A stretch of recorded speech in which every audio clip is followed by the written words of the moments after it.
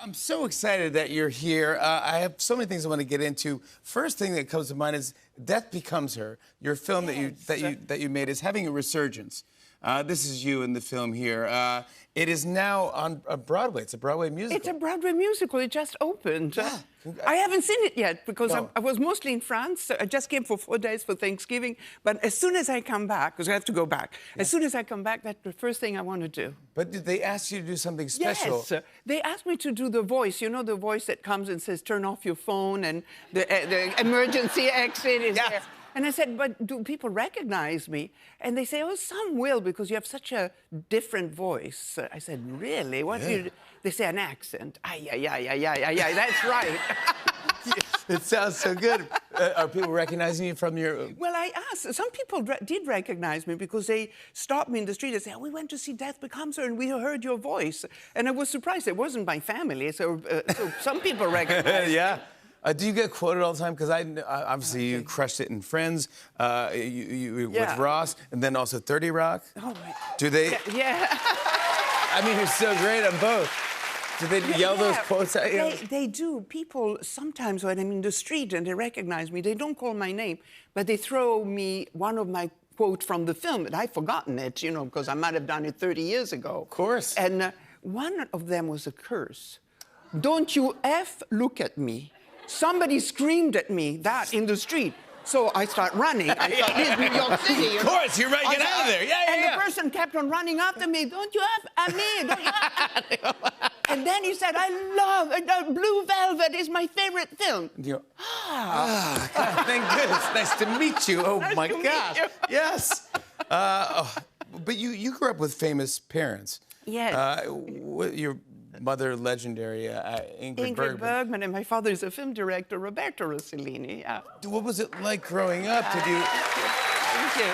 It's amazing. But did you grow up in a lifestyle of them being famous and you being chased around? Well, a little bit, the paparazzi in Rome, yes. We were, it was very always protective. You know, we would take buckets of water and throw it on top of the paparazzi from the window to wet them and ruin their camera. Of course. And Mama was saying, don't do that. But I couldn't really gauge how famous she was. Sometimes I went to school and I would say to my girlfriend at school, but is she as famous as Greta Garbo? What about Joan Crawford? Like, if I needed a thermometer, I couldn't tell. Because Mama is Mama, you know? Mama, of course. You know, so I was... Then, later on in my life, my daughter... Unfortunately, both my parents were dead when I became a mother, so my children never met their grandparents. But my little girl one day said, I want to see my grandmother. I hear she's an actress. I said, let me turn on the TV. We'll find her. And we did. It was Anastasia. And as I did that, I said, I don't think too many people can do that.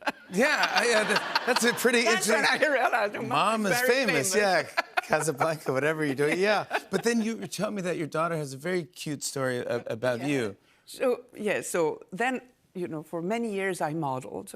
And there was a poster of me doing advertisement, especially at the airports and everywhere.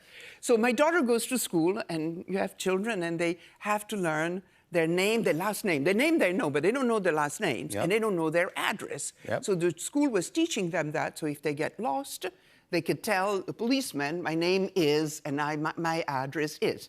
So then they teach all that. Then it turned to Elettra to answer the teacher, and the teacher said, Elettra is the name of my daughter. Elettra, now you're lost at the airport. What do you do? Oh, she said, I sit under my mom's poster. And she said, what would that do? She said, haven't you noticed that in the streets, in the airport, in the stations, there are photos of mommy and daddies. So if you get lost, you can sit there and they will come pick you up. She had no idea what it was advertising. Best story. That is the no idea what is advertising. I love that story so much.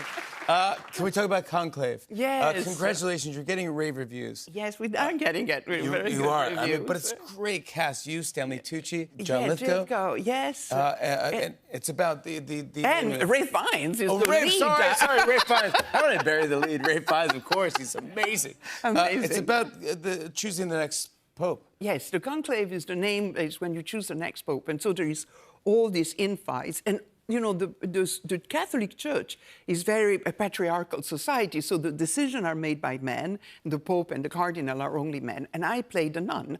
I don't say anything. Nope. But I am very present, and I have a lot of authority. Yeah. Because I went to nun school. You went to school, you went to religion? Yes, yeah. Catholic Church, absolutely. So I was going to be a priest. Yeah. You were going to be a priest? Yeah, I thought about it. Wow, you took a big detour. A little bit, yeah. But it's so powerful in the film when you speak. When I speak, oh, it's a bomb. It is. I say, it's this fantastic line. I say, I know my role is to be invisible. Nevertheless, God has given me eyes and ears. And boom, I denounce and say the truth. And it's like a bomb. It is. It's fantastic, and everyone feels it. Congrats on this film. Thank you so much. I'm so happy you came here. Thank you so much. I want to show everyone a clip. Here's Isabella Rossellini in Conclave. Take a look.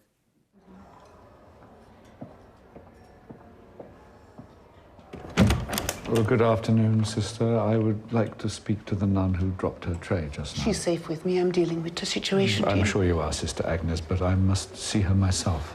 I hardly think a dropped tray should concern the Dean of the College of Cardinals. Even so, The welfare of the sister is my responsibility. And this conclave is mine. Ooh! Isabella Rossellini, Conclave! No, look at the way I'm dressed. Wow, that is perfect outfit for this film. You're going to be typecast. Like a cardinal. The Cardinal. Isabella Rossellini, Conclave is in theaters and on digital now. We'll be right back with more Tonight Show. Come on back.